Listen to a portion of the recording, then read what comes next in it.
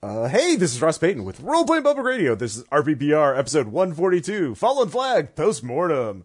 And we're doing Two banners. Two banners. Two banners.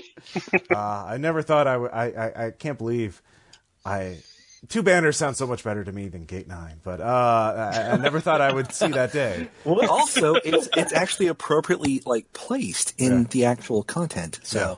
So, in this, we are actually talking over the Google Hangouts, because one of our players, had to move. And sorry. So we have, 4 of the 6 players here, Caleb, David, Shaun, and Faust. Tom and Aaron are unavailable right now. I will try to record another post-mortem segment in the next episode of RPPR, but we can probably get the majority of the discussion of this campaign through this, because we do have the game's author and me, and then some of our star players. So of course everyone is a star player. Everyone had an interesting character arc in Fallen Flag.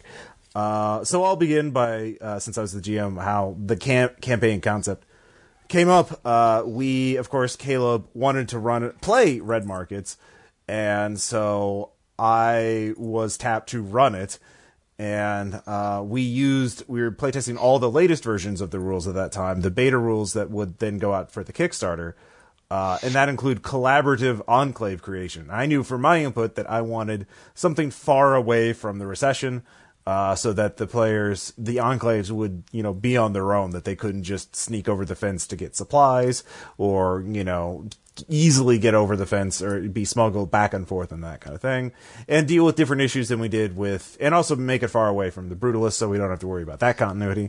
Although, there were a couple of references in there. So that was the beginning of my input. And did we or did we not record that? I don't even remember if we recorded that. I'm pretty sure we recorded it, but yeah. I don't know if you know where it's at. Yeah, we have many files at RPPR that I have to. Ross's house is like that hard drive in Rogue One. It's just this giant, stories tall tower with a robot that goes up and down, yanking out individual hard drives with podcasts. It's the backlog. Yep. It was on sale. What can I say? It's got its own atoll that guards it. I got it from a Circuit City. It was the finest technology at the time. The last thing Circuit City sold before they went out of business. Yeah, it's weird how with technology like that, how did they lose? Anyway, so it was collaborative. So everyone got input into the Enclave and the factions in there. So I'll just talk to each of you for a second, see what you guys put into it, what you remember from the creation of the campaign setup. So Caleb, what do you remember about it? What are your thoughts on it? Looking back at it now that you've gone through the entire campaign.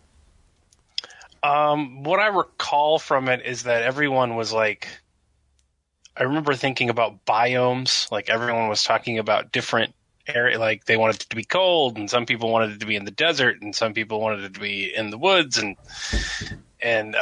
so I was originally thinking Colorado for the slaughterhouse angle, because I had an idea for that as a NPC location to include in the book, and I thought we could flesh that a little bit more. But then I also thought that slaughterhouses often have rail lines and trains, and so the idea of doing it on a train seemed like I feel like we dithered a little bit on biome. I'm so let's just put it in Colorado, and then there'll be a train. And so if we want to take it on the road, we can take it on the road. So I remember that much. Okay. And then the more we talked about the slaughterhouse thing, I kind of liked the idea of using it to invert economic classes, and how, the whites were the underclass there because, the illegal immigrants that went to work for protection actually knew how to run the place and kept everyone alive and that kind of stuff. Mm-hmm. So the Catholic Church angle, I thought as we get further and further into it, I thought that was cooler and cooler. So yeah. Cause those priests have some experience in maintaining civilization in schools in hard times and, tough areas. So, David, what do you remember about that, section about campaign creation setup? Once we hit on Greeley, I remember not during the actual creation itself, but immediately after, I started tagging a couple of friends that I know that are actually from the Greeley area, and I asked them what kind of tips and pointers they could give, thinking that I might be able to help out in some of the later episodes, because we've got the neighborhood fairly well established as the slaughterhouse / train station. But I wanted to find local points of interest, things that would come in. And the thing that they said that really resonated with me is that right now in Greeley, depending on which way the wind is blowing, there is a foul stench from each of the cardinal directions. Because one side is the burning tires, one side is the slaughterhouses, one side is where all of the diesel trucks come in for the truck washes. And no matter where the wind blows in Greeley, there's something bad smelling. And I thought, okay, so the zombie apocalypse, would that improve or would that just make it even worse? And I thought, all right, if there is one component to it that nobody actually looks at as much on paper, it's the smell. And I thought, wow, okay, this is setting it up for me.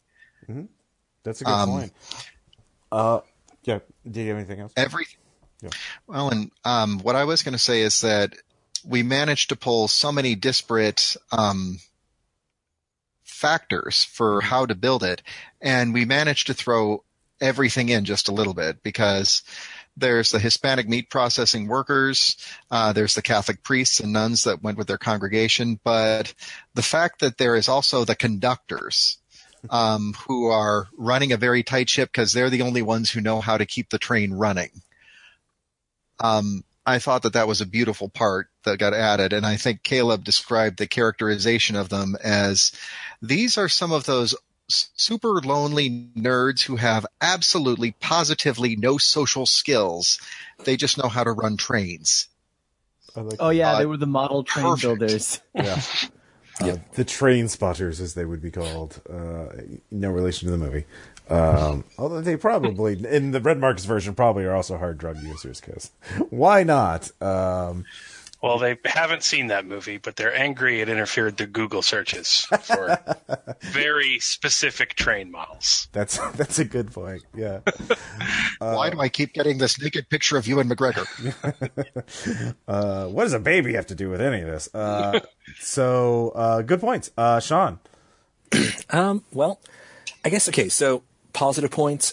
It was a really rich environment. There was a lot to work with, and we worked quite a bit of even just the minor details into just regular sessions. There were some missed opportunities, I think. We didn't focus as much on, like, I'm looking at the actual forum post. One of the top exports, the first thing is marijuana and hemp products. We had Celeste. Celeste didn't get a lot of play. That's a good point, yeah. We didn't do a lot with the Catholic Church either. Yeah. We did a little bit. I thought it could have gone like full canonical for Leibowitz, though, depending on the job. True. Okay, we got Father Antonio, the defrocked priest and former lawyer, got a fair amount of play. Yeah. Cardinal Joseph O'Connell, not so much. So it was an issue of what I guess the group more focused on, what hooks we took. To see where it got developed. But I kind of I know I was always pushing for, let's do stuff with Celeste. And Yeah, I don't remember if I offered a lot of job hooks with Celeste. Because I don't remember the jobs that we wound up doing. So. Yeah. Tammy got a little more play, I think. The meth dealer. Yes. Everybody likes, what's her name? Honey Boo Boo's mom. So, but no, that aside, it was it was a really rich environment, had a lot of character in and of itself, and it kind of helped the characters grow, I think. Kind of a, very fertile area. Yeah, we definitely need to talk about character arcs and expectations from the beginning of the campaign to the end of the campaign. But those changed. Yeah, they did. A lot of things changed from beginning to end. But Faust, any thoughts on the campaign creation setup? I thought it was funny how there was a guy that was really. Or wait, no, this might be. I might be remembering a different one. The guy who's really good at making slingshots is probably not part of this one. I think that was part of the original one. I think. Yeah, that's in the book. The slingshot guy. Yeah, I remember that. To be fair, fondly. most enclaves probably have a slingshot guy. I mean, like, because slingshots are hella useful, you know. And Or a Yeah. fletcher. yeah, I really like. yeah. I really liked how like it got touched on a couple times, but like there is one place in the enclave that everybody goes for privacy, and like it's sort of communally shared. I thought that was really interesting. That there's probably just like one cargo container that everyone's like, all right, I got it from like 10 to 12. You can have it from like 12:30 to 1. They have a whiteboard outside. Yeah. Yeah. The last whiteboard of the wasteland. Yeah. That was a job. Yeah, we never raided that office supply store. Exactly. Yeah, there were a lot of jobs. I do remember one job in particular you guys didn't take that I really wanted you to take, and that was the getting UV light bulbs for the reptile scientists. I was for that. I know you were for that, so I wound up running it later. That same scenario for some of the for some of the Kickstarter backer games, and I think I ran it on Patreon as well. But yeah, because the whole idea, the complication for that, which I wanted to throw at you guys, but you didn't take it, was a pack of intelligent koi wolves that were smart enough to kite zombies to humans that were assholes to them. Oh, we ran into the koi wolves once or twice, I think. But we You called were up, aware of them, but you never like had to go to a place that they were using as a lair, so we called up what was that guy's name? Scrimshaw. Scrimshaw. We called up Scrimshaw like, hey, what do we do about koi wolves? Yeah. And, like, I think it was just like leave them in the hell alone. Yeah, no, that's exactly what he said. It's a weird thing in red markets, but like the whole like plot hooks that never were talked you have as a GM just gets like a million times worse. Like you're just like, damn it. I really wanted to do that one. Yeah, because you have to come up with like three adventures every session, or at least on not every session, but like there's like always 2 unused adventure ideas for every one adventure they go on. So we talk about adventures. So the first session, of course, was a score to loot from a fracking site, and then things got weird. Yeah.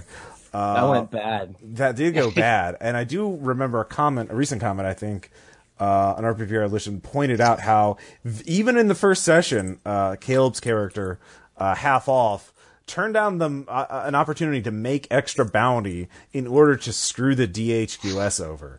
Yep. And which became a running theme of what will half do. Because, for someone who's saying he's just wanting to help his family, He's a bitter man. he kind of did not always go for the money. I thought that was very interesting. But Caleb, what are your thoughts on Half and Half's character arc? Let's focus on the first session first. Okay. Well, when I made Half, my biggest concern was like not being. I mean, I know his name's a sick, ill-favored joke, but I feel like those, sick jokes and poor taste is every nickname you've ever had at every job. Yeah. Like, because I know every time I've worked for a minimum wage, I've not been amongst paragons of social justice or managed by them. So, I wanted it to be realistic in that regard, but not terribly exploitative. So I did want him to be kind of badass and like persevere, but I didn't know if he was going to be successful in that, or if he was going to kind of succumb to the bitterness of like what his life had become. And I mean, we obviously know how that turned out, but yeah, by the way, this is going to have spoilers for the campaign, so don't listen to this. Whoops. Yeah. Why are you listeing to the postmortem? Half sure did have a good ending, right? So Upstate. yeah, exactly. Man, I tried to get him to. Yeah. Anyways, go on. I was just figuring like to play my spots at that regard, because I was really trying to test the system and like, all right, if I'm not goofy and I do what the character sheet says, can I get like a good, interesting character dynamic out of this? And so it worked out. The spots and chasing after extra willpower that drove a lot of narrative as well. I think throughout the campaign at certain opportunities, and that's good. That makes it because like everyone's not always going to do the same the sane rational thing. It's like no, yeah, the game's boring if everyone's like an optimized McCready character, if, so to speak. Yeah, we'll talk about that. But David, what about any thoughts on the first session? Well, something to touch back on real quick, and I'm sorry to during the creation, I remember that from campaign number 1, from the Brutalists, we ended up working with Ubik a lot. We ended up working with the Moths. And there was a push this time so that maybe we could possibly work with the DHQS. And so the way that we got set up was so that we've got the Moths on one side, DHQS in the middle, and Trabajo right in the middle. So we were trying to start out by straddling that line. And so here we move into the first thing, the score. It's a DHQS site. We're rating it. And I'm thinking, all right, at some point in time, the Moths are going to show up and this is going to be bad. This is just going to be, it's got clusterfuck written all over it, but oh my God, it's going to be beautiful. And that's when we find out that Caleb really does not like the DHQS. And it just turns so glorious. Hey man, I needed to try the negotiation rules. Anyway, I needed a guy with prosthetic limbs. I needed a guy that was the negotiator. And since he was talky and missing half of his limbs, I figured he also needed to be immune so he didn't immediately die. That makes sense.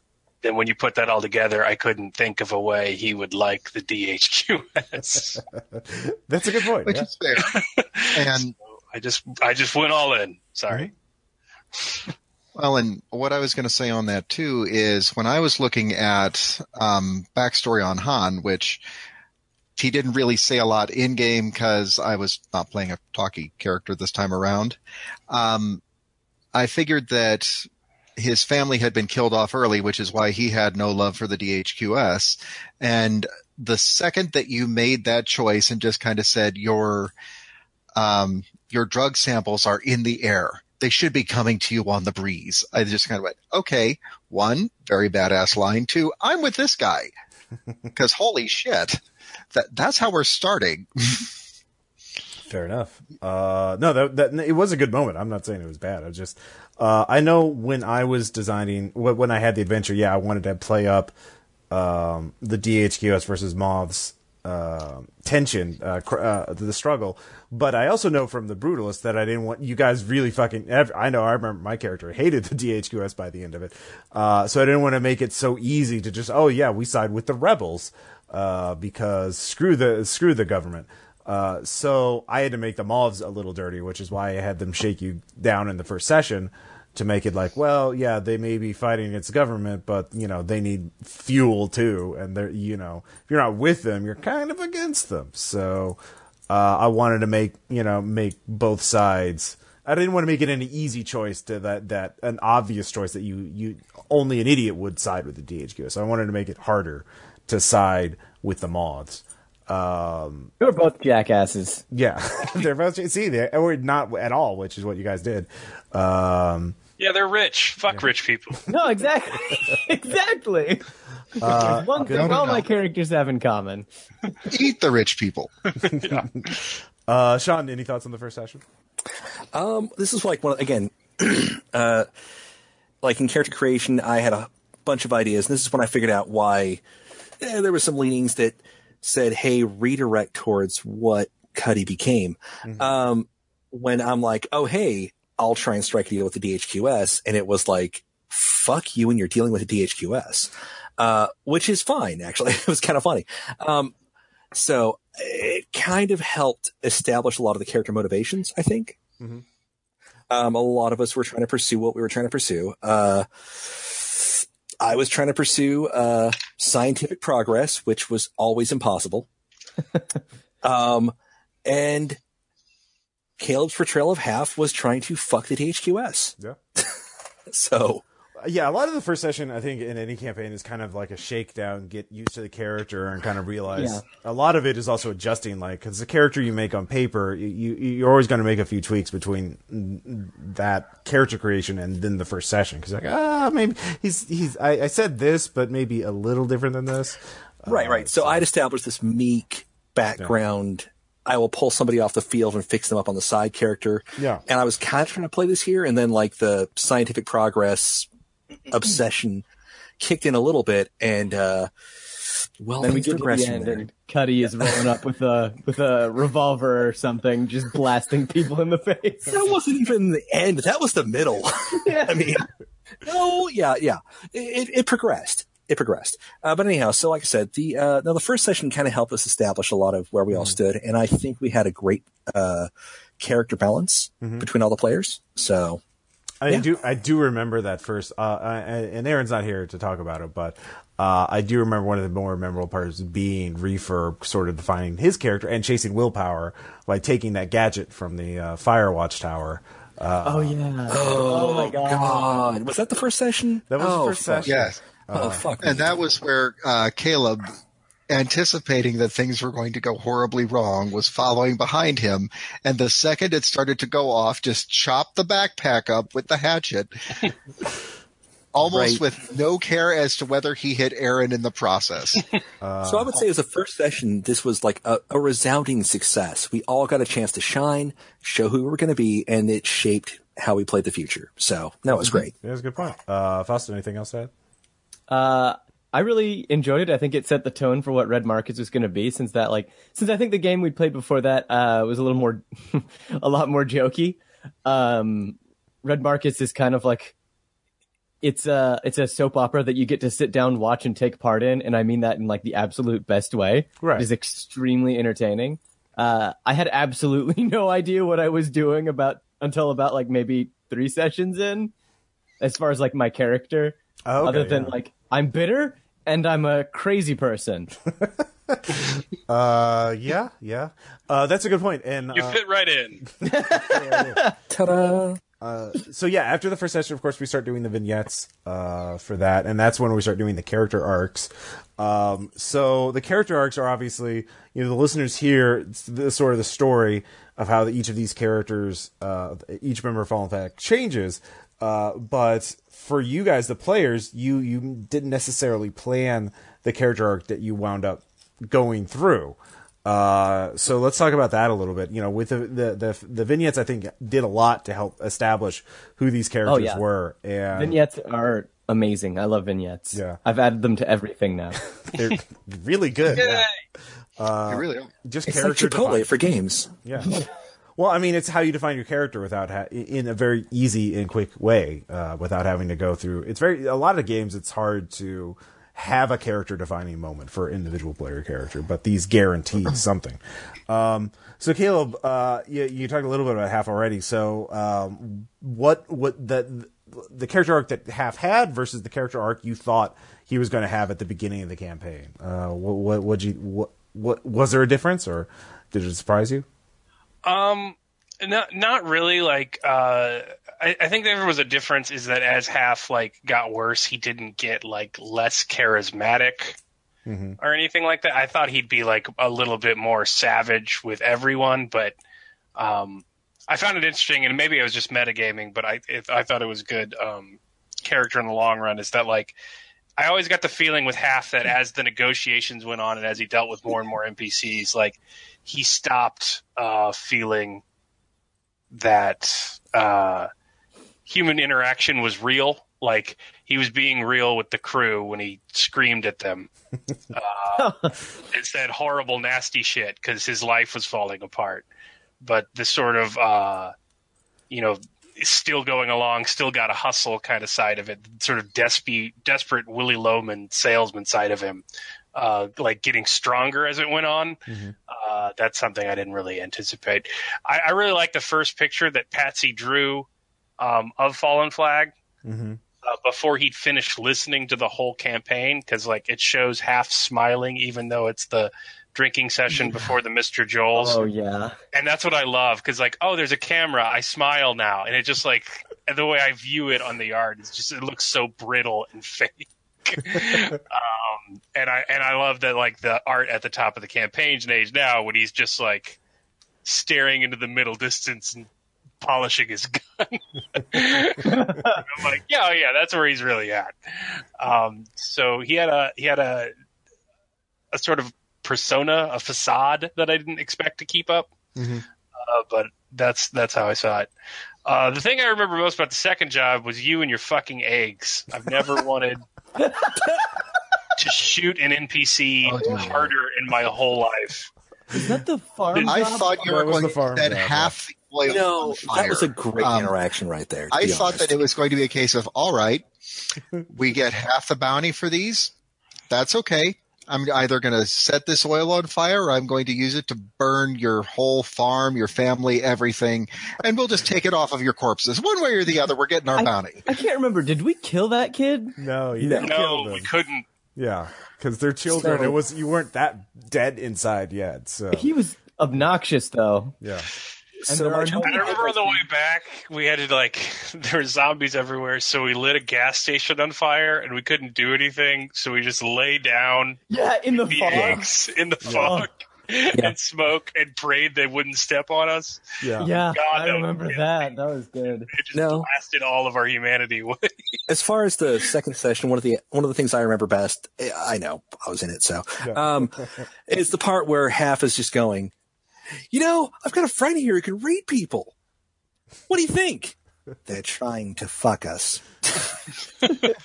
But my only regret for that second session is that I didn't throw more things at you after you got the eggs. Like, It was enough. I think those people trying to fuck us was bad enough for us. All right. yeah, We got all emotionally invested in, that whole situation. there should have been raiders attacking you or cultists. Knock or the something. eggs as you will.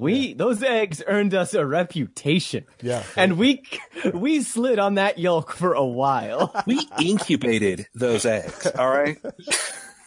That's true. Yeah, you guys did get a rep off Until we that. became hard-boiled. And you had a free meal from it. I mean, delicious fresh eggs. Ross, you call this a quiche? They're doing the best they can.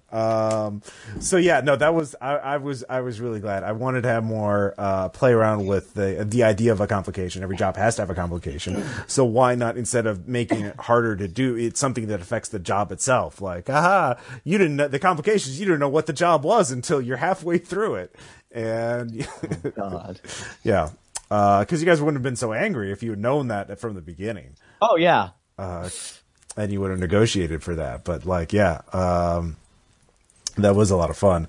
So David, let's talk more about the character arc for you. The character arc versus what you imagined at the beginning of the game versus Han's actual character arc. Well, I started out thinking that Han was just going to be a broken shell of a man to start off with and would have nowhere to go but up. But he wouldn't make that trip. I figured that he's got this orphan. In session number 1, the kid's got a name, but he barely knows it. He has to think about it really hard because his entire family has died. I wanted to make his life just one long tragedy conga leading up to the loss, and then business as usual in the loss. Yeah, I was really, really bad to him when I was writing it down on paper, just saying. But as the game went on, everybody else kind of embraced the idea of the kid, Silas, as being a happy child despite everything that happens around him. And so I went, all right, this is going to turn into more of a redemption story. This is going to be where Han finds out that he actually is still a human being, and he's not just a broken shell. I mean, we're going to find a couple of pieces of him along the way here and there, and just make him more than just a murder hobo.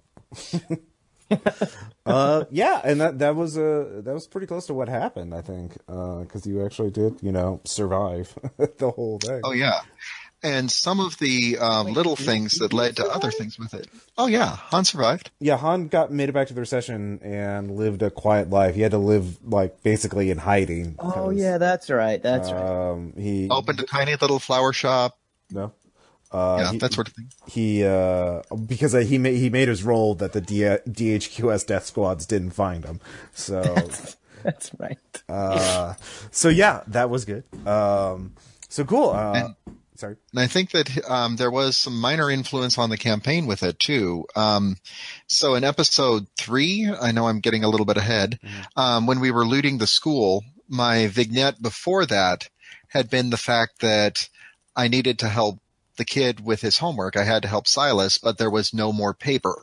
Oh, yeah. So there was a huge paper shortage, and that still managed to inform the entire campaign in a very small way throughout. Because I remember one of the later ones where Amu's dependent had to do was doing costuming work for the theater, and they didn't want to spare any of the paper to actually write things down because she was hard of hearing.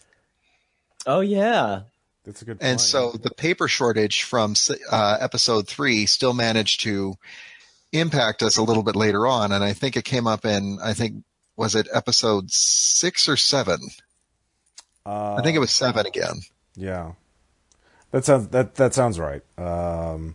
So yeah, no, like that's a good point. Yeah, little bits from vignettes would make it to other things. Like a lot of the little details came out in that. The arcade. Yeah, the arcade. Oh, the arcade was great with the pedal machine for the bar. Yeah. And the theater in the round in itself came out of it too, because because Cuddy's brother was trying to be an actor, and Cuddy completely botched that one and made it to where the brother is. I think on multiple he's no longer an occasions. actor. Yeah. Wasn't it, like, multiple occasions I you fucked had that up? like 3 strikes or something. I do remember that because it was like it was this lighthearted aside every time, and it was like, oh, that's Cuddy. Yeah, like a bad He sitcom. just continually ruined his life. Yeah.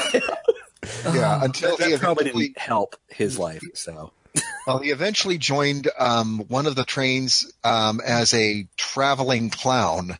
And basically said, do you know what you've done to me as far as my acting career? The best I can do entertainment-wise is to have someone throw a pie in my face. And when I say a pie, I mean a cow pie, because that's what we have. I forget what I said to that. Was it something along the lines of, well, that's what you get? Yeah, it was not the most comforting. It was not kind. Wasn't Yeah. No. No. So Shaun, this character arc for Cuddy. It starts before we actually started. So I think I mentioned this earlier. The character was not originally going to be a crusader. Mm-hmm. He was going to be a relatively stable, calm medic who was really more of a biologist and a canary. And it was like, no, not going to work in this narrative. Damn it. So I went, sure, cool. And after And much Canary, discussion, for the listeners, is a undercover DHQS agent, I believe, right? Yeah, Right. sleeper. Yeah. yeah, he was going to be a guy Would've who was gotten in the dead. field to send information back. I thought it was kind of a cool arc. So I got pointed towards Crusader, and after a whole lot of consideration, everything from like a bad Peter Lorre impersonation onward, I wound up with this really shitty attempt at an Alice Cooper impersonation. And so Cuddy was born. It worked. It really worked. A creepy fucker who wanted – it just started with me just wanting samples from Tom's character. And from there on – and I had to have some kind of crazy talk because, he's already been kind of broken. So I invented the Greater Biome. And the whole plan was to still do the same thing I wanted earlier, which was to go out and eventually infiltrate, the recession and become more of an actual academic from my field work. But something happened over the course of the whole campaign, which I guess I'll reveal more of as we go over episodes. The character changed. He got darker the whole time, especially as he was asked to do more and more. He started off as like almost a non-combatant, like the Red Cross meant something. Yeah. And, so he'd like literally, if I had a gun without a silencer, if I'm shooting, shit's gone wrong. To by the end, he's shooting people in the face and shouting really pro-taker slogans. But But again, at the very beginning, he was a very. As I recall, there were the 3 stewards in that one episode. You took out one of them with Cuddy. I shot him in the face and shouted. Yeah, I shot him in the face and shouted, "Your shit's mine now." Yes. Yeah. Or here's a picture of a horrible dissection. Hello, new wallpaper. Yeah. He descended throughout the whole thing from I still basically want to be an academic to I'm a villain in like a future arc. So didn't you kill someone with an embolism, like with an air embolism at the very end, where you? Or was that was on the train. You guys had to kill a witness. We ordered him to do that. Oh yeah, that's was right. clear. We'll come back to that. That was a major no. Yeah, that was a major turning point in character development for that guy. Yeah. Poor fucker. Well, you'd already executed one guy that you had captured, so I mean, but I feel that was kind of a Rubicon. But it was a little bit different. Anyhow, yeah. Okay, that's fair. Finally, Faust character arc for Amu, from what you thought initially to what it turned out to be. Amu went about as I expected, except I didn't expect her to survive. Yeah, you guys were. I mean, again, you guys make all the roles. You guys weren't too. I mean. I didn't say you were super reckless with many of your actions. You kind of, had some good planning. I did voluntarily become addicted to Soma. Yeah. I was a little surprised at Amu's leadership role she picked up near the end. Yeah, that's true. It seemed to me that Amu was crazy at the start, and that's why she didn't feel fit to lead this little crew. But when she started to recognize Half going as crazy, if not more. Oh yeah, true. He was the sort of personality that stood up to his bullshit every time. That's true. Yeah, she kind of became crew mom. Yeah. In a weird way. Yeah, and kept everyone together as I socially manipulated them to near death every session. I do remember at one point. Yeah, I think it was Shaun at least once, except McCready. Yeah. There was a point where we were guarding the trains. I can't remember which time, but Amu was starting to distrust. I think this is whenever she started to really distrust and second guess Half. Rightfully so. Yeah, rightly so, because there's just been too many last straws. No, I really liked it whenever she's like, Han, are you and Half a couple? You seem awfully protective of each other. Oh, that was actually in a barn on the river down south of, was it Clear Skies? Is that what that was? Yes, when we were selling the computers. Okay, then I guess I started mistrusting Half a lot earlier then. Yeah, it was on the way back. And I think the reason why you had a grudge against Han at that point had to do with the raid on the black site and the fact that I pulled a gun on you. Yeah. Oh, yeah. When you were trying to basically incite a riot among the prisoners, and it was you. Calm down. You would shoot me? Yes. But that was also right after Half went a little bit crazy there and dealt with the mob via flashbangs. It was click, boom. Now that I have your attention. Let me just assault you first. But I really liked. I really liked the sort of begrudging respect that Half still had for her, as his life destroyed around him, just because they had hated each other for so long. It was the closest thing he had left to a relationship. Yeah, I really liked the very caustic relationship between Half and Amu, because she definitely still respected him because he was, despite being not 100% trustworthy, one of the most capable people that she knew. Yeah. And that was ultimately what counted for her. Especially when going out into the wilds. Yeah. Good point. I'll talk to Tom and Aaron about their character arcs, but I can imagine that was pretty consistent with what they had imagined from the beginning to end. Make sure you pick Tom's brain about McCready. I'm curious, what the character arc he went for there was. Yeah, definitely.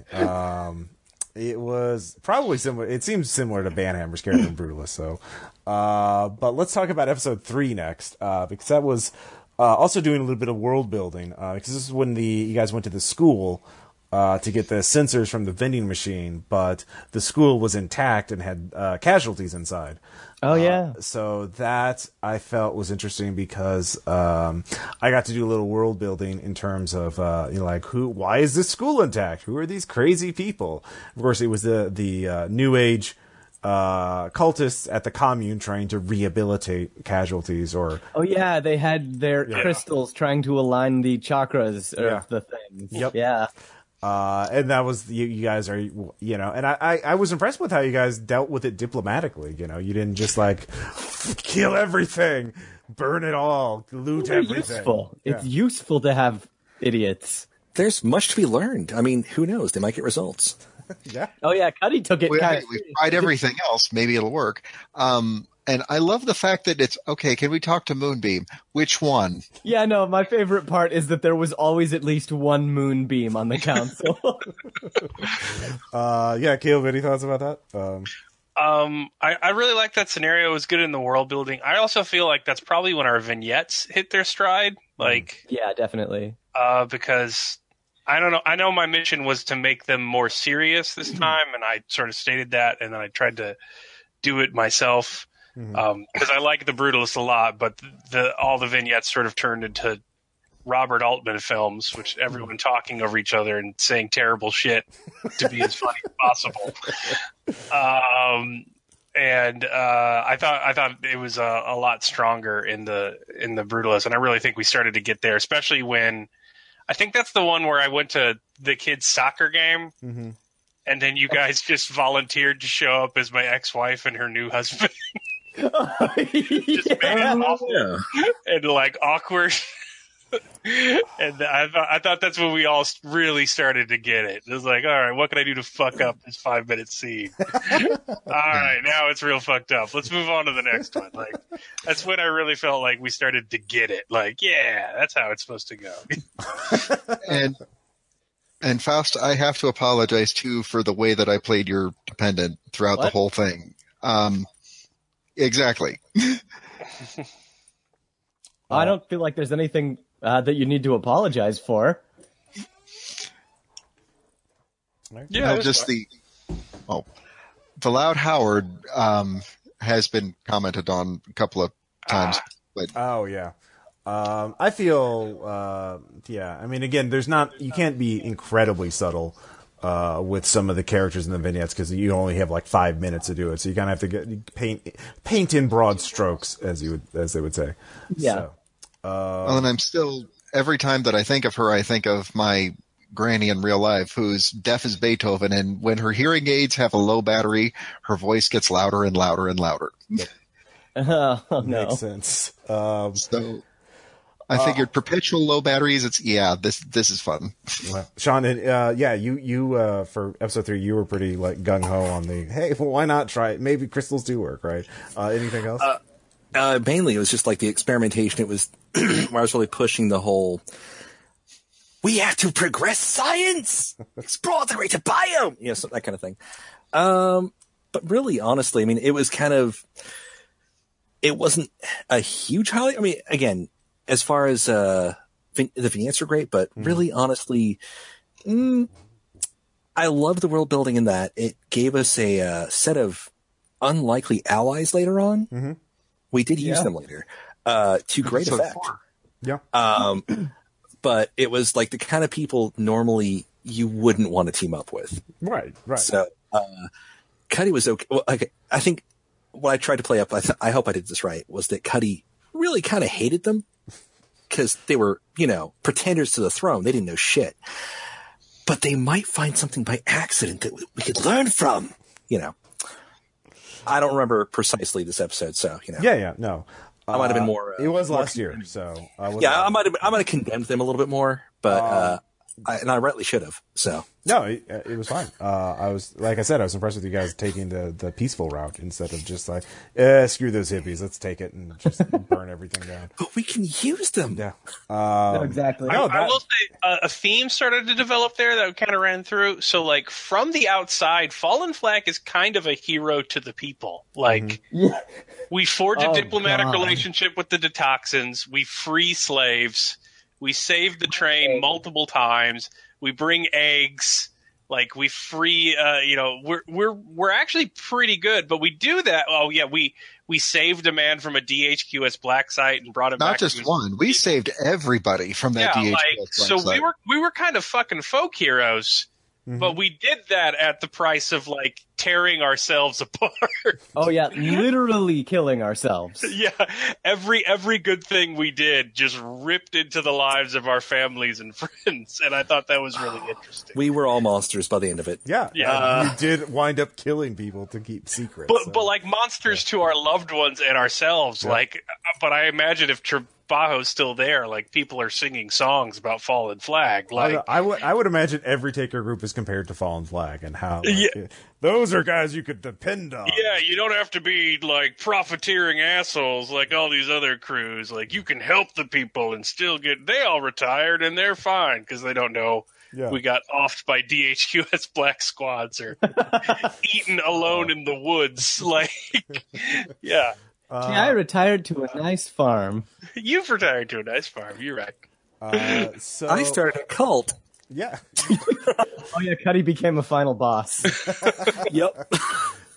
So yeah, and speaking of heroism, I think that for me the single most dramatic, the most intense episode for me was the 2-part episode 4 and 5, the eviction job for the gated community, and then you guys taking it upon yourselves to save those poor refugees from slavers. So Was this the one that involved the horrible incident revolving around on the way out where Amu decided to start taking pot shots? Yeah, you took pot shots at a drone, drawing the raiders that were using the drone. Was it the one where Cuddy got shot pretty badly? They were slavers. They were slavers. They were slavers. The first of many slavers we murdered. Yeah. It was a pretty active industry. Another thing. And we poisoned them with McCready blood. That was me. That was me. Yeah, Well, that was you a have to know. mistake in hindsight. In hindsight, No, It did kind of hurt I us. think it hurt us a little bit, but on the other hand, it sent a very clear message. Didn't somebody get shot? Not by the raiders? Cuddy got shot pretty bad in the leg or something like that. Who did I that? wonder who shot Cuddy, huh? That was you, right? Gee, Emu, I wonder who could have possibly shot Cuddy, Emu. For the record, Amu spent at least a few episodes trying to make up for that, which was the most human thing Amu the did. one doctor in the town, and you don't want the one doctor mad at you. that's a good To be point. fair, that was it was really well played. Because he's like, no, we're professionals. No, I want to make it up to you. Here's some bounty. No, let me pay for your stuff. No, really, it's fine. Yeah, no, Amu Professional. needed. Cuddy is unreadable. Cuddy is not a normal human being. Cuddy is not a rational person. Is the best way. No. Yeah. And Amu was like, okay, at the very least, I can appease him. Everybody likes getting things that they want. Yeah, no, that's a good point. I really like how a lot of it, like, this became incredibly challenging for you guys and very dangerous, and you almost lost Han. And Yeah, we brought the refugees back, and then the Oh, yeah. vectors I created were running all over the fucking place. Yeah. So then we had that night where we were like trying to Sitting keep in a house with all the kids. trying to keep Mudhead the and kids quiet. Bullethead. Yeah. I forgot the Mudhead Bullethead game. And then we get back, but then Han is trapped, and so then we get them back and just turn around and go running back out for Han. And like, Is that the one where that one trucker lady sacrificed herself or something? yeah, we got him killed. I grenaded the shit. I burned down in a suburban neighborhood. Like, Oh, damn, group that's got where I hit raided fight on or some flight, level. too. Yeah. And that's Yeah, where I we hit had- fight or flight. And, we had nothing left. Like we were like completely spent. That was, no refresh left. Like, Yeah, that became another, like, bad point between Amu and the rest of the group, I guess. No, Amu's fine. I'm a professional. Yeah, and that was all through those were all the consequences of your actions. It all flowed from those initial encounters. Yeah. It was entirely based on everything. There's a cause and effect for all of that. And I didn't script that. I didn't anticipate that. That was all. That was all of you. Like I just had like, oh well, do you get the choice of like, do you help the people or not? And if so, how do you help them? And didn't we take them to the New Agers? no, you took them back to Trabajo. yeah, to your enclave. And that's because you actually dropped them off first before you went back for Han. We went back. I dumped grenades. I dumped all of our money on grenades, and then we went rushing back out. Yeah. I felt that was a defining moment, like a defining adventure for all of you, because one, it was tense. I think you as players were all tense throughout all of that. Especially goodness, yeah. Once you realize what the complication was, it's like, well, do you want to kick a bunch of people out, or are probably going to be die and enslaved if you do that? And if so, okay, well, you guys created a bunch of latents that you have to go deal with. We took the ranch kid as hostage, but we didn't let him know he was a hostage. Oh yeah, he's like, "You're going to be a great taker one day, kid," and I'm like on the specs, being like, "I will murder your son." Yeah. Oh yeah, Nick Fit. We gave him a stupid name. We tried to make him think we weren't cool. Remember that? We're all trying to intimidate him, and we all failed. Oh my god! And we rolled bad to make him think. And that so we weren't he really cool. wanted to be a taker. Yeah. You should have tried to make him think you were cool, and then just because you're terrible at your skill checks. Was this the episode where McCready went on about the Oreo propaganda and we all lost the sanity from it? I think that's the next. I think that's the next. I think that's the next one. But that was cool because I was worried at the point of the game that the whole psycho opportunist necessity you need in red markets made moral action impossible, and so I was worried it was a game about just being a bastard. But no, you can do good things. It's just going to do terrible things to you. Yeah, and I think that's interesting. That's an interesting dynamic. It's truly heroic. Yeah, but you're so we were big damn heroes all throughout the campaign, but we were just we paid for it. Oh yeah, utterly desolated by it. Because you lost almost all your resources doing it. Han was placed in great danger, and everyone was. We figured out one or two skill checks from death. And I still think that the second that I got in the back of the truck, I was expecting that was going to be Han's last ride. Yeah.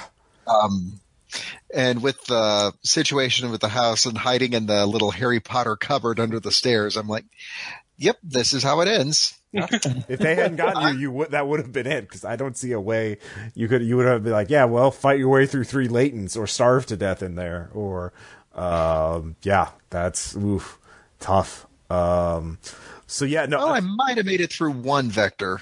Yeah, maybe 2 if I was really, really, really lucky, but not 3. Yeah. Plus a bunch of other normal casualties. So it was quite intense. I was really satisfied with that adventure, and I felt the campaign was on. Yeah, it was amazing. Full throttle after that. Of course, I also really liked the next one after that, which was the cargo drone. Episode 6. Yeah, and on that one, I remember when we were sitting around the table and talking about designing the score when it landed on drones. Literally everybody at the table, with one exception, said, no, small is portable. Small is great. Why don't we go for small so that we can carry them out in our backpack, or better yet, our breast pocket? Wouldn't that be great? Well, I think the 2 options were, it was either, it wasn't just in small, it was programmable, so you could just tell them to go back, or that they'd have extra battery or something like that. And Aaron was like, no, cargo drones. No, we want huge cargo drones. Was that Aaron, or was that me? I think that was Aaron. I think that was Aaron. Okay. That was Aaron. You said, well, maybe. And then when we may have to carry these. You're like, oh yeah, that's right. Small is good. And okay. We ended up with giant fucking cargo drones. I just remember blaming myself without batteries. The fact that they were friggin' huge. Without batteries. Yeah, we made shit on that job. Yeah. I think I lost money on that job. I think you barely made, because, of course, The problem was, and I was also really happy with this because I managed to put some foreshadowing in through the legs of Shaun. What was the phrase? What was the thing? Oh, that came up in episode 3, I think. Yeah. Okay, so here's the. You've already heard it if you're listening to this, honestly. So you put out a deer in the middle of a field that didn't move and had what looked like blight on it. And based off of everything I've been told about blight, which Caleb can correct me, deer don't get blight. Or if they did, it wouldn't just be like mushrooming out on them, you know? It must be an aberrant. No! Really, it's an aberrant. No! It's not a fucking deer! Thank you. Hey, in my defense, listening back on the episode, Did we have to drag you away from bad. Yeah. I was going to walk up and kick the fucker over. Yeah, we had to physically drag you away from it. Because Cuddy was convinced, actually, for the record, Ross, can you answer this? It was a decoy, right? It was a decoy deer that the deer hunter had stuffed some blight meat into. Right. To make it just to fuck with you. So how fucking Cuddy shot in was the head actually- would Cuddy be if he walked up to it? I mean, if he didn't touch it, it would have been fine. Like, it's just like a fake deer with, an arm and some guts in it. Like, just casualty parts in it. So. Cuddy would have kicked the fucker over and maybe been shot, but, Yeah, it wasn't trapped at all. The deer hunter was nowhere there. He just put it down there just to fuck with your heads. Because he was crazy. Yeah. So let me get this right. The crazy guy was right about the crazy guy. Yeah. You're right. Ta-da! So yeah, what were you guys thinking? Like, in the complications obviously is that there is a new aberrant type, which is a latent that doesn't attract, that is ignored by casualties. So he can just loot. He has total access to the wastelands. Like nothing's gonna touch him. So he can just take whatever he wants. And I just made him, of course, a serial killer who wanted to kill other takers, because that's fun. So it was kind of crazy in that Half had a bottle episode. Yeah. Like, if you think of it in, like, series TV, like, I got covered in the cargo tray, and then, like, I was out for the rest of the game, just, like, talking to Crazy Pants, while all of them, like, actually did the mission. Oh, my God, you're right. And I was just, like, trapped there talking to Crazy Pants in the darkness. There was some cross-communication towards the end where we did try to save you. Oh, yeah, no, I got out, barely, but it was an interesting, like, sort of, like, cable TV dynamic, because it's like, let's separate the characters and have this one have the long dark night of the soul while the action takes place. That was fun. I like that. What did you guys think after that episode? But before I revealed it at the end of the campaign, what did you think the deer hunter was? 20 foot of crazy and a 6 foot man. Okay, just a normal person. I mean, but a serial killer. Shaun or Faust, what'd you have? I was sure that, like, we had slighted him somehow. Like, oh, maybe he's not just crazy. Maybe we did fuck someone up and now he's out to get us, because we fucked a lot of people over. Yeah, that's true. And I was like, I don't know which one it would be, though. Oh, that's right. I thought he might have been one of the slavers, which is why he had that vendetta. It's, you killed all of my friends. Okay, The maybe. whole thing was like, you abandoned me, you left me to die, and he was gone. Yeah. Shaun, did you have any thoughts? Honestly, Ross, I thought you were fucking with us, and I thought it was a poacher. I thought it was somebody that was waiting for. Now follow me on this. It's legit it was the most industry. dangerous game. A guy who just waits for takers to come back with a payload, right? Mm-hmm. Snipes them off, takes their shit, sells it off like he did it all himself. He looks amazing. All right. Yeah. That was possible. Caleb, did you have any ideas? Well, I learned pretty quick in my negotiations with him that he was just a crazy asshole. So I thought you were either, like, playing with something that happened before or during the crash in somebody's, like, backstory, or he was just, a last asshole, last alive, like, just an utterly crazy bastard. I didn't know he was eating zombies and shit. Yeah. Oh yeah, that's right. He was. That didn't come up in that part. Yeah. in the dark cave where I was being plinked at by sniper fire.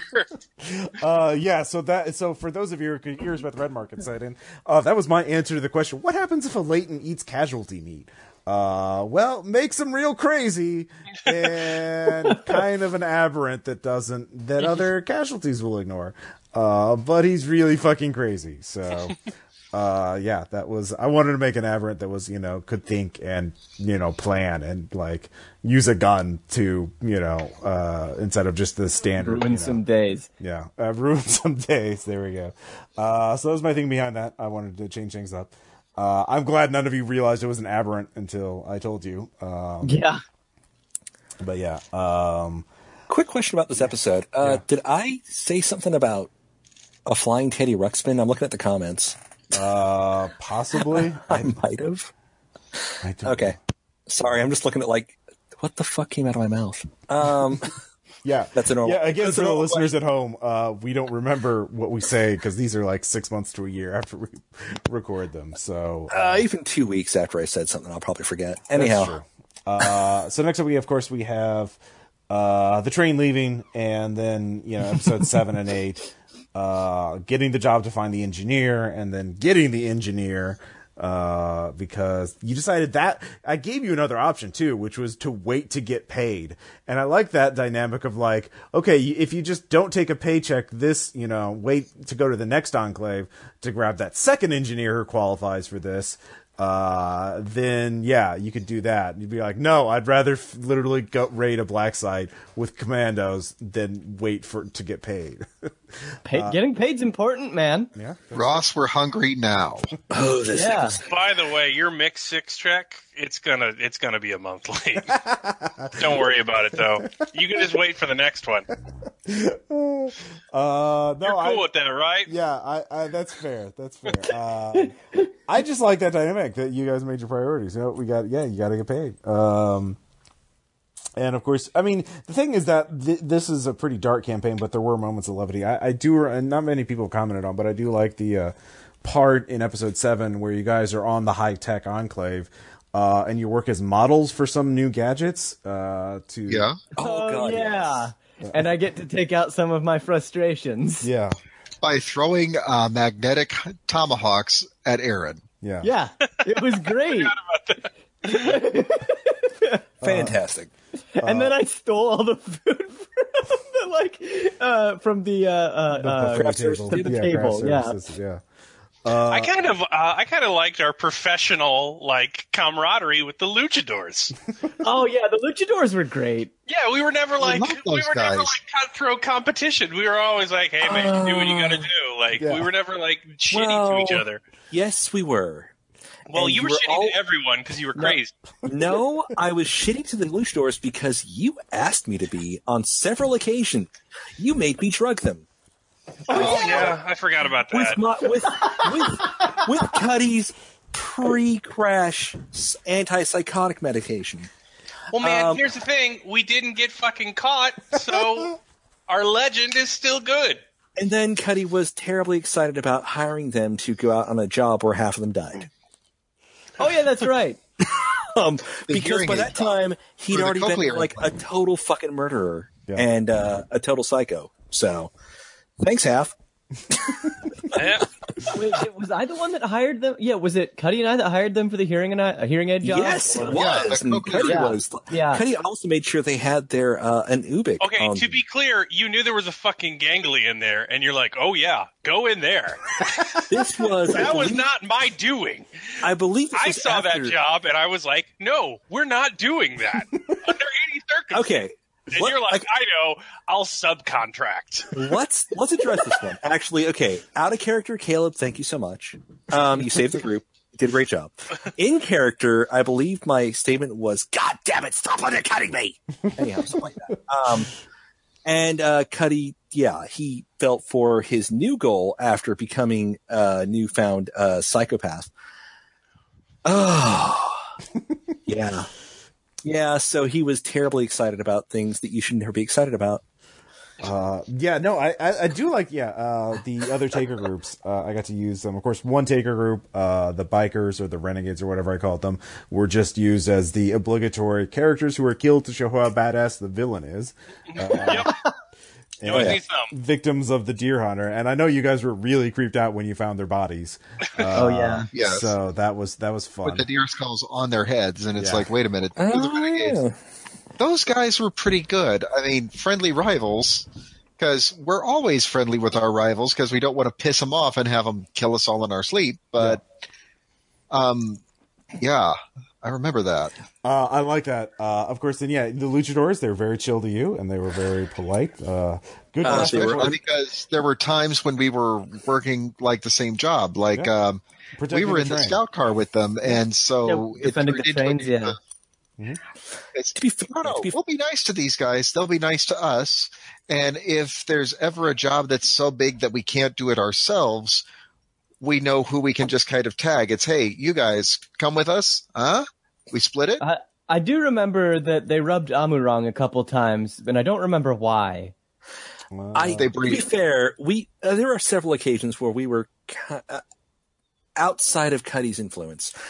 We were kind of shitty to them. Yeah. So, Well, we spent most of the time in the train just getting drunk. I remember I bought a bunch of hooch to share. that's right. Yeah.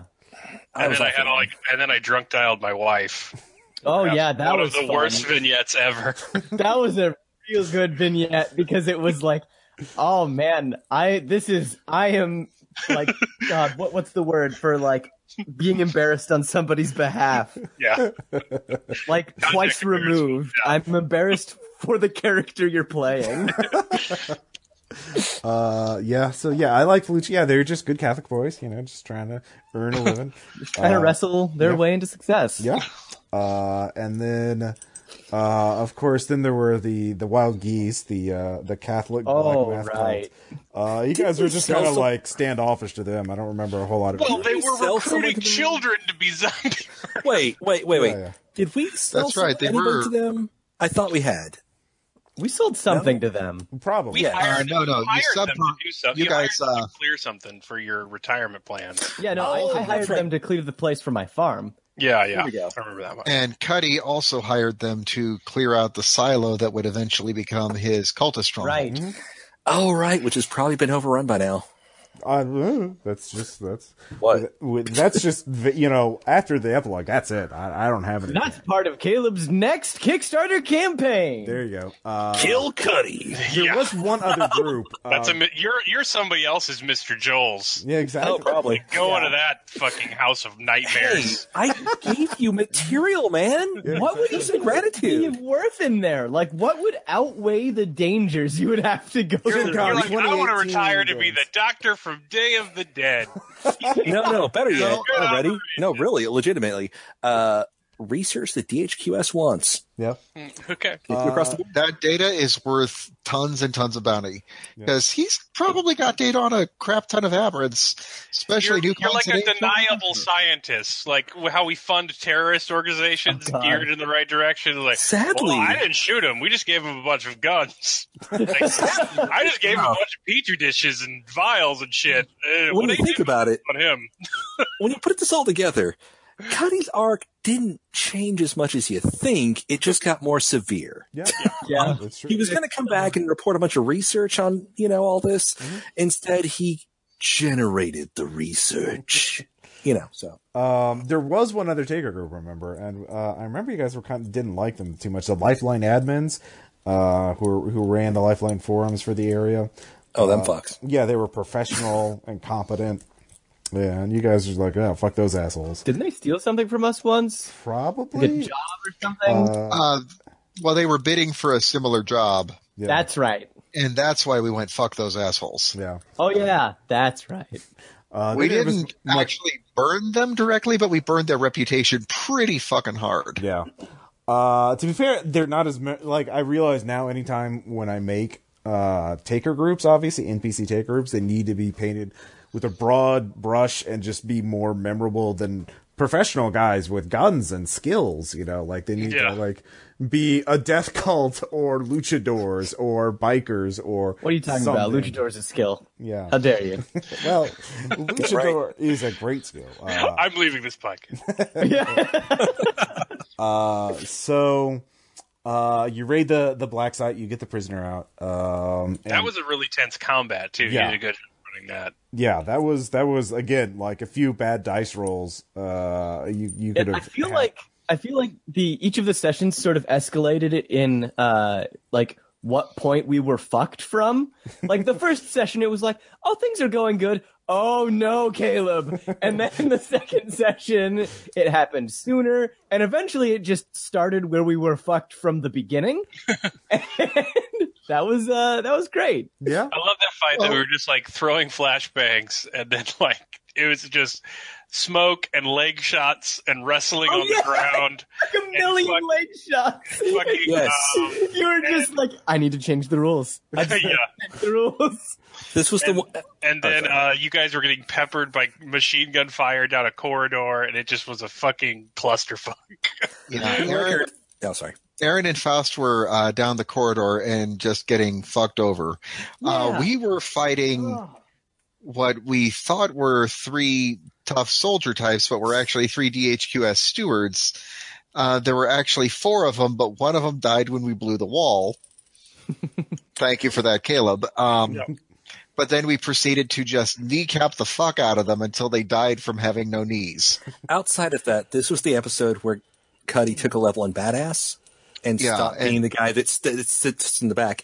He actually like walked up, shot a dude in the face, and shouted, "Your shit is mine." This was the episode where things went from fucked up. It was a pistol, a silenced pistol, but this was the episode where shit went horribly wrong. So I think this is also where Amu lost all trust for half, because like I just sent you down the corridor. Yeah, no, you're like, go down the corridor. And this is also whenever I absolutely decided that if at any point it became inconvenient, I would off Aaron's character. So there was a point where Amu was like, okay, you have to trust me. We need to run down this hall. And then his character, admittedly, like, it's what his character would have done, was just like, no, I'm not going to trust you. Yep. And that just made things exponentially. But then you also got pissed at half again when we left. Didn't we leave Aaron behind? You did leave Aaron behind. Like there were helicopters coming in. We had like rescue people and all the shit. I'm just like, we can't fucking wait for him. We're leaving. Oh yeah, no. Because I failed to check. I'm like, flight, no, I'm gone. We're gone. It was a series of like, wow, I could get ditched at any minute by these people. And that had a really good scene with Refurb in terms of him getting back to the Enclave with that sketchy treasure hunter guy. Oh yeah, the weird guy. That was great. Yeah. Algernon. Algernon, that's it. So that was fun. And it worked out fine. Aaron made the right choice to trust that rando guy. It turned out, I think. It turned out okay. And then, of course, you guys had this huge cache of computers and laptops and hard drives and things that were all encrypted. We couldn't sell. Not on the open market, but you could find a buyer for them, which you did to the moths. And, of course, the moth, you can't have to do this in secret, because if anyone finds out you're selling this shit to the moths, the DHQS will put very large bounties on your head. So the whole night session was you not taking any jobs, but going down the river to sell them during a thunderstorm. And getting back without being detected. And this was the episode where Amu asked as a thing. Now I remember exactly why now, because it like Amu was like, okay, if half is just favoring people, then fuck it, I'm out, because clearly I don't have anybody's favor here. I cannot afford to compete with anybody as far as like heartstrings go. Mm-hmm. You shot me. I didn't shoot you. I shot Cuddy. You shot Cuddy earlier. To be fair, you shot Cuddy first. You shot me second. Yeah, Cuddy shot. Pretty sure you also shot half at one point, maybe. I don't think I got shot. No, I didn't shoot. I think she threatened to multiple times. I threatened. Oh yeah, there was the threat in there. There was the point where Cuddy shot Amu, which no, Cuddy didn't shoot Amu. No, Cuddy shot. Cuddy shot. I think it was Han. I think. Yeah, Cuddy shot Han during the rescue attempt. Yeah. Hey, we're going to rescue a guy. I shot him. Yeah, I do remember early on in the campaign, you guys were like, it's just some casualties in a field, and that turned into a fight that went really bad really quickly because you guys crit failed several times, which I liked. It kind of showcased the systems. Like, you think you're fine, you think you're good, and then everything's on fire. I think that was the drone. Yeah. The part where Amu shot the drone. Yeah. No, was that it? Maybe because that was in a forested area. Yeah. It was slightly before the drone when everything went to shit. And then when we saw the drone, that's why Amu went, oh, fuck this, and shot it. Yeah. Because nope, this is going to be a big fight later. We're going to take that drone out now.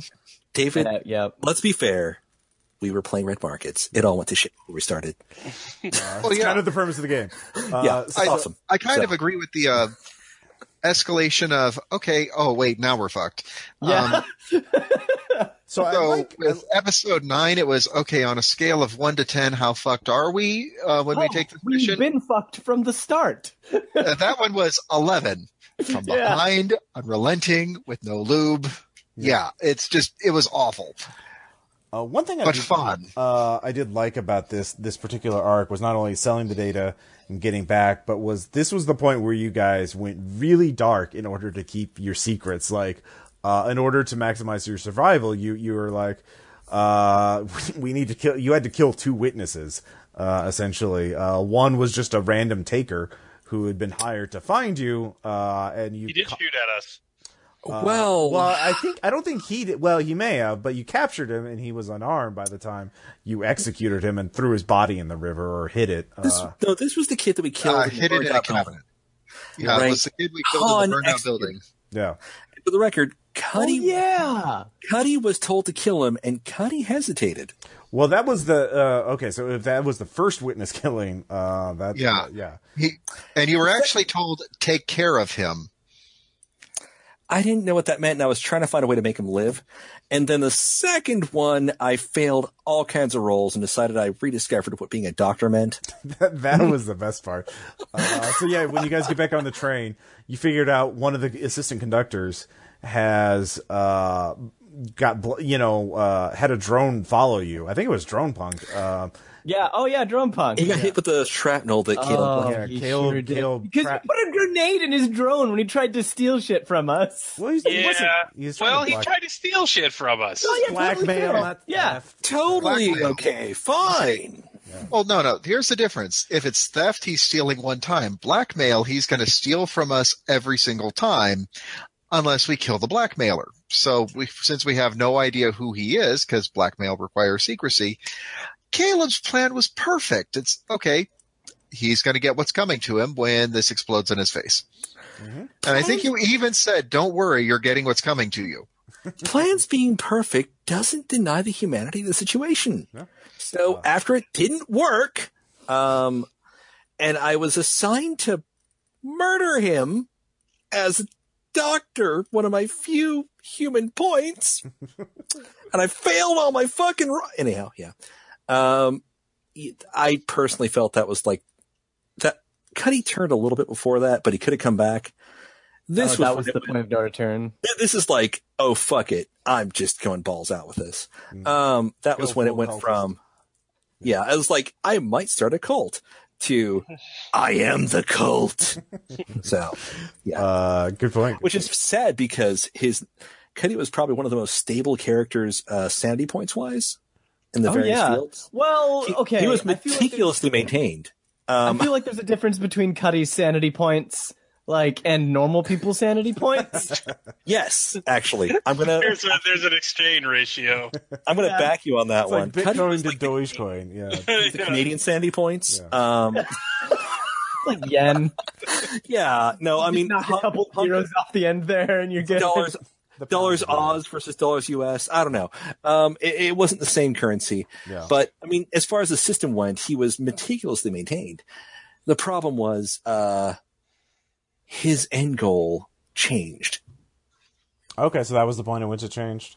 It changed like a little bit before that, but it was like an uncertain point. Like I was already clearing out the silo, but it could have been an actual research facility that the DHQS could have tuned into, and maybe we could have maintain some control. This is when he went like full balls out.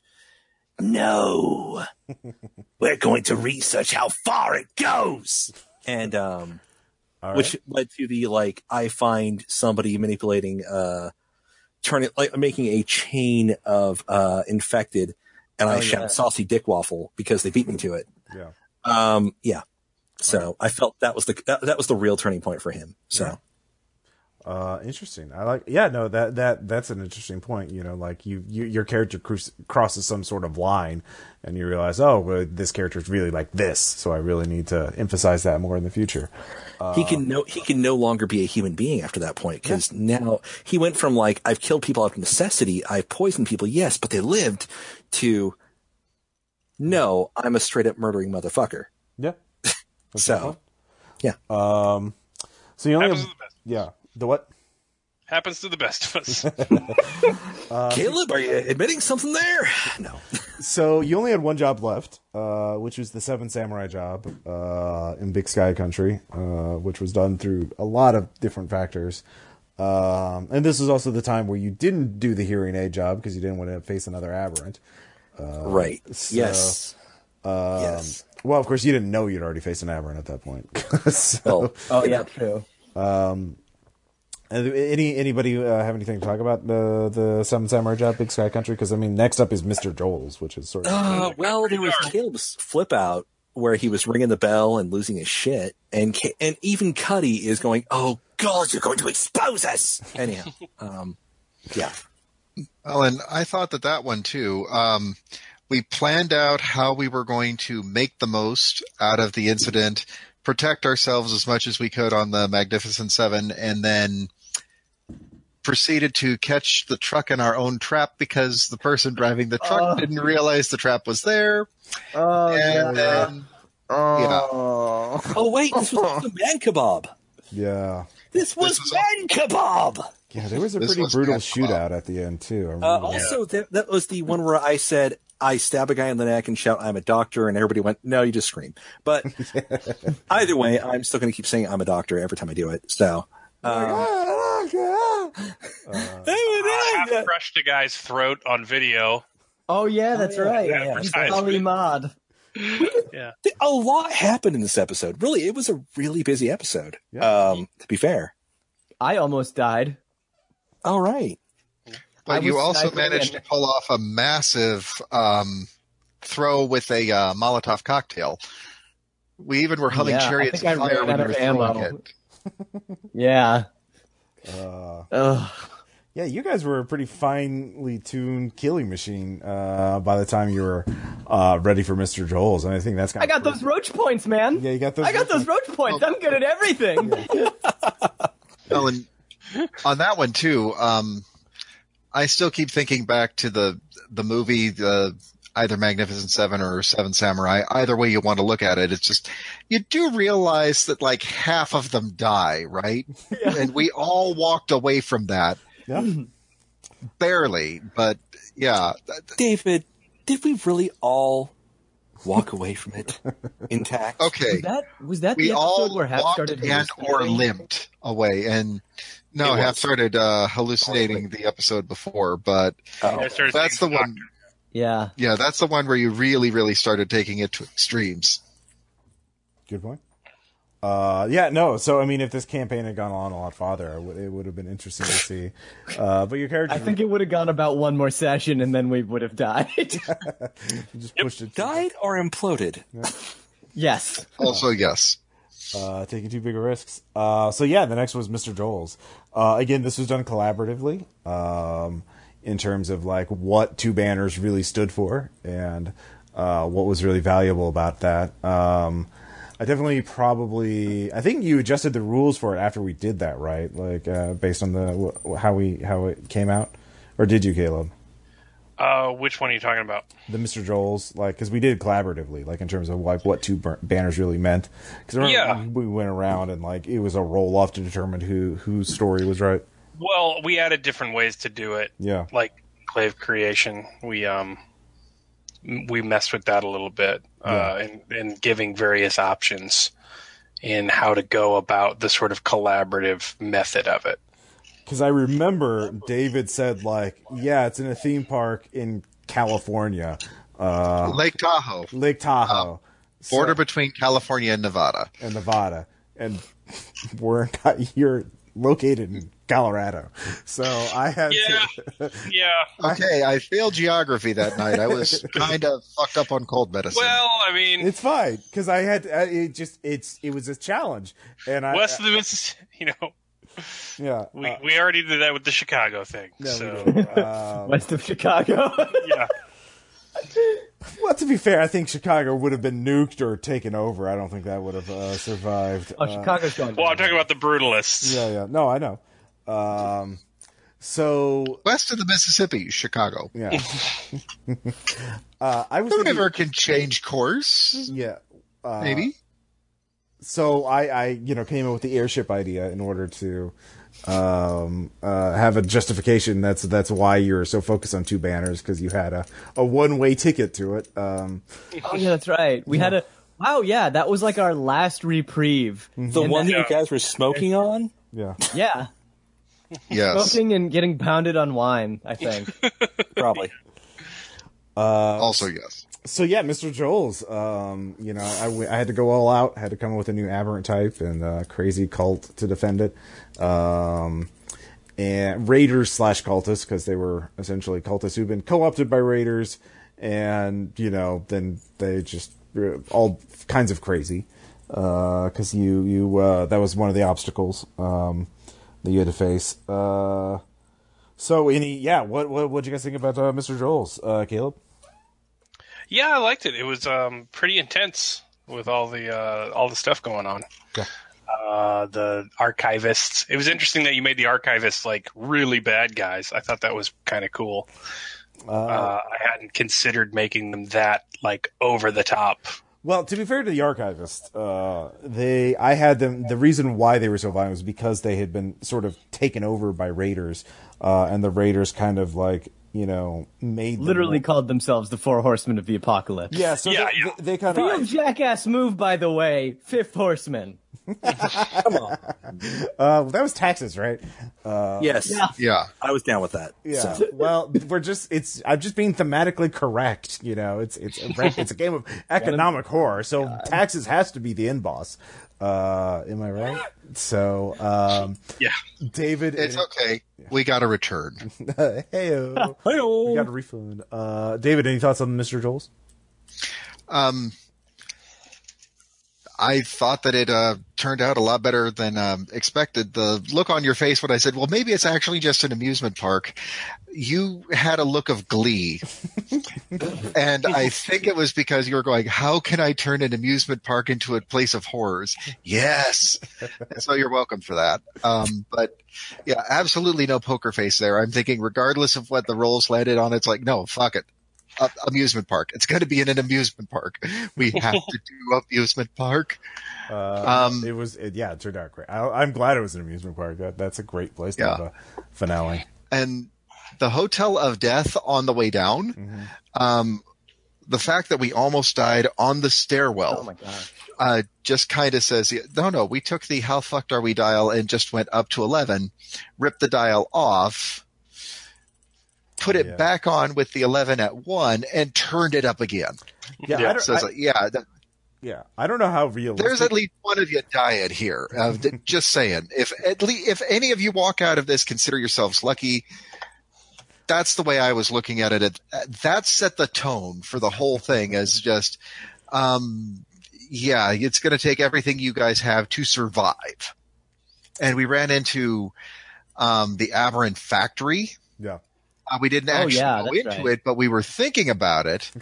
Oh yeah, gosh, I remember they like surrounded them in latex or something, and it was super gross. They were plastinated vector. So plastination is a real thing. There's a guy who plastinates these bodies to sort of. It's a clear plastic substance that preserves them. So if you type in plastinated art exhibit, you can see all these human corpses that have been they've been skinned, and you can see their muscles and stuff like that. Yeah, or just bodies exhibit. Yeah, bodies exhibit. That's it. And that was cool, but there was another one.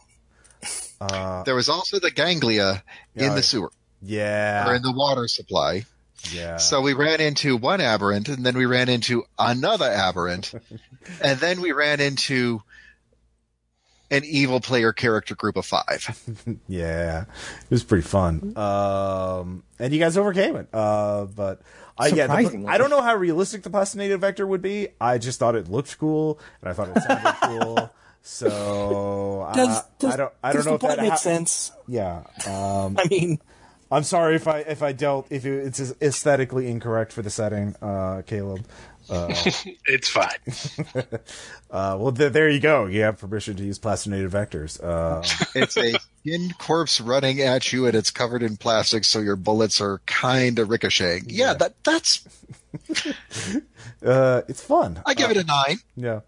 Shaun, any thoughts on Mr. Joel's?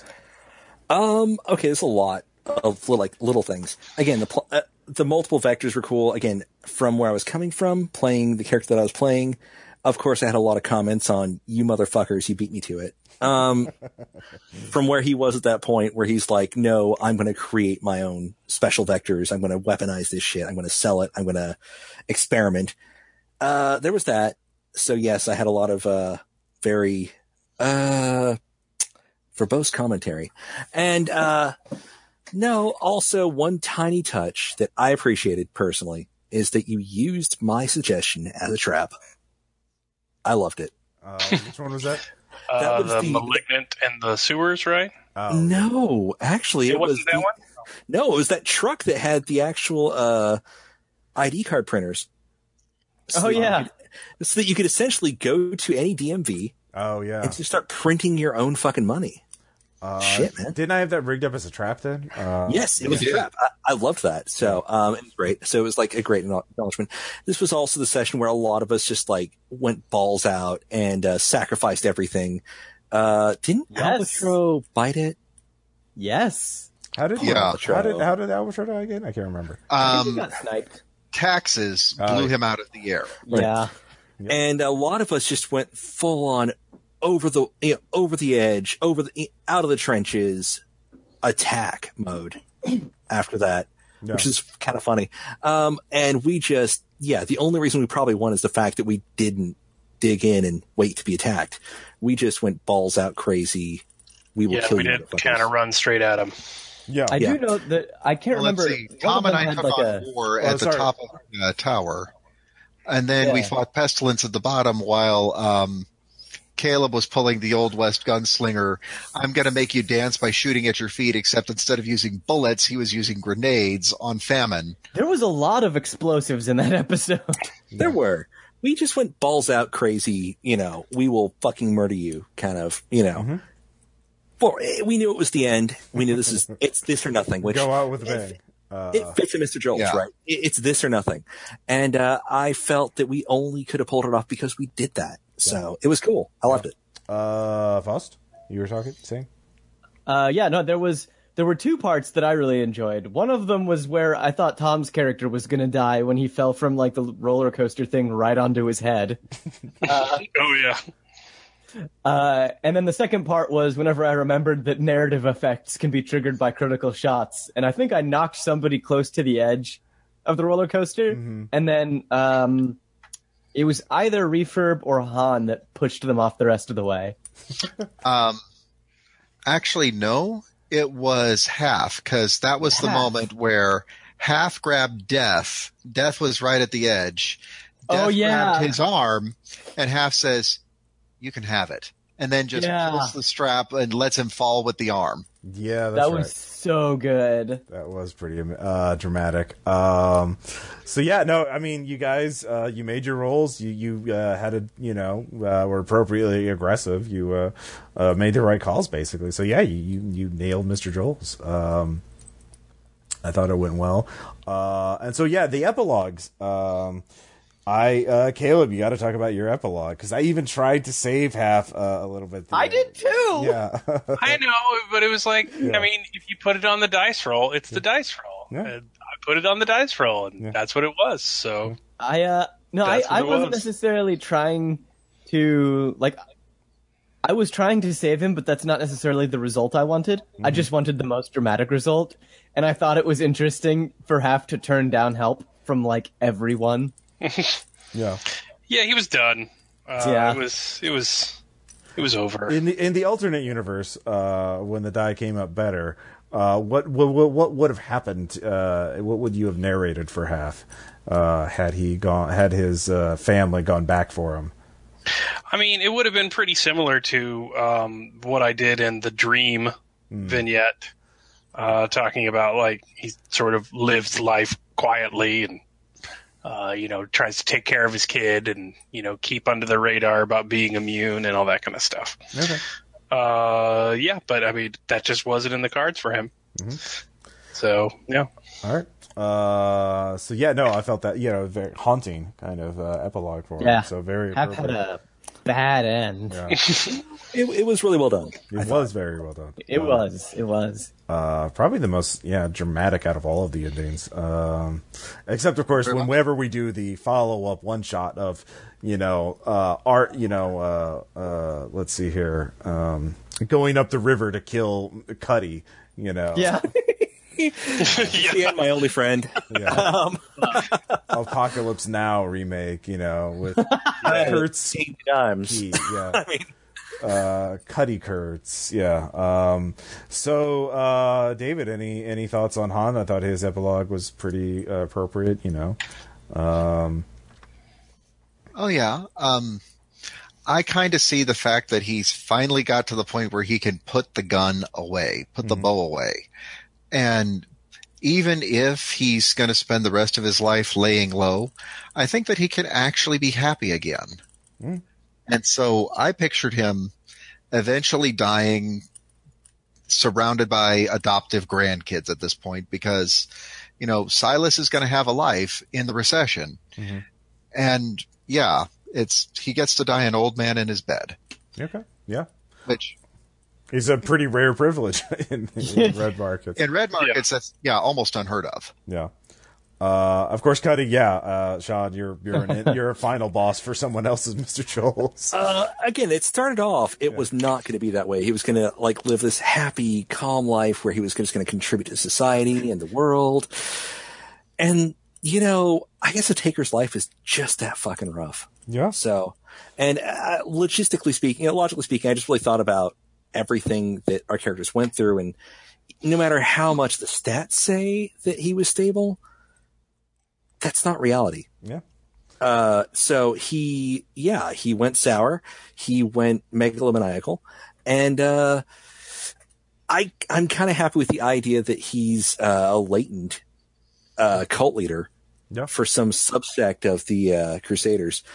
Even other Crusaders probably want to fucking kill him. Oh no, that's going to be the client for the job where they go to you. Yeah, he's gone wrong. He's an apostate. Yeah, his methods are unsound. Yes, something like that. Wow, yes. from the Crusaders.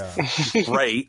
But when we say they are unsound, believe us, they are unsound. Top ending was he goes back to the recession and he publishes and he's somehow accepted and everything's wonderful. He's escaped it all and he's just it's all an ideal now. Middle ending is what I accomplished. Worst ending. If you went back to the recession, I'd still have that roll to see if the DHQS figures out who you are and puts a cap in your head. So you could be I published. Yeah, we'll call it a middle ending. Yeah. Worst ending is the one you got. he probably becomes an aberrant, to be fair. At this point, did we canonically say that he gets infected and turned into a casualty, or is he just a latent? I feel like we did. I said latent. Okay, latent. I said latent. So the idea is he shows up to a group of takers, pulls off his sunglasses, his sclera is black, and he says, "I've got a job for you." Yeah, kind of thing.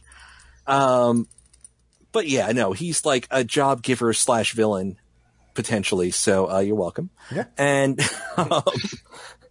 yeah. I like it. Again, my original plan for him was very different. but I kind of like where he ended up. I think it's more No, it's good more to interesting. like. It's a gaming role playing games are collaborative, and so like just Right. You have to take input from what's going around the table to modify your own contribution. Almost deaf. No, I like where it ended up. I thought it was pretty cool, so it was fun. Faust, any thoughts on Amu's I was completely melancholy? surprised. Yeah.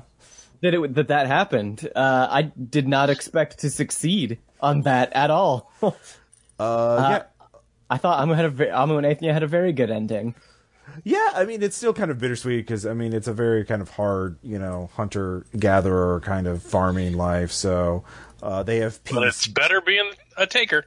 Yeah. Oh, yeah. It's better than being a taker. I feel like it's also, like, one of the few ways that Amu would have been able to, like, really be happy. Yeah. Because it's one of the few places that would be quiet and away from other people. Yeah. Which has been the two biggest problems in her life: loud and other people. Well, then, yeah, I guess it's all in the eye of the beholder. So, that's true. So I liked it too. I liked all the endings. And yeah, we'll talk when I get a hold of Aaron and Tom. I'll do a thing talking about their endings. But I felt it again. McCready he got back to the recession. And got assassinated. Yeah, and bombed. Yeah, God. Yeah, For the record, I personally imagined the Lou Reed song "Perfect Day" when he was being bombed. So I thought he was hit by a car and like his spine. I was forget. broken. So like even though he was a vector, he was just crawling along on his hands. So he was not even a threat. So or he's at the bottom of the ravine or something like that. So yeah. And what happened to Refurb's character? Refurb just I think became a full-time mechanic. Like he built a vehicle to go around being Mr. Fix-It with his sister. He finished the rail truck. Yeah. I totally forgot about that. So he's just working for a living and just in a nice Man, bummer. Yeah. I guess do what you love, though. Yeah, exactly. So he's not quite. He doesn't have to get shot at all the time, which is an improvement. So that's Only good. some. So that was Fallen Flag. I had a great time running it. I think it was it's been a really rewarding campaign for everyone. Oh yeah, Fallen Flag is one of my favorite campaigns of all time. Two banners. Yeah. Yeah. Two. Thanks for playing, guys. You guys. Yep. It was really awesome. It was amazing. Yeah. So Two Banners and the Delta Green game with Dom are probably two of my favorite games of all time. Yeah, God's teeth. Caleb, any thoughts on Red Market as a game after you've experienced it as a player through Fallen Flag? I really enjoyed playing in it, and I mean that was the ultimate goal. If you're going to design an RPG, is you should probably make something you not only want to run, but because you can't get into the book with people, but something that you want to play in. And I really enjoyed playing it. Half's like one of my favorite characters. It feels weird saying that and really like self-congratulatory and gross, but it's Half is true. great though.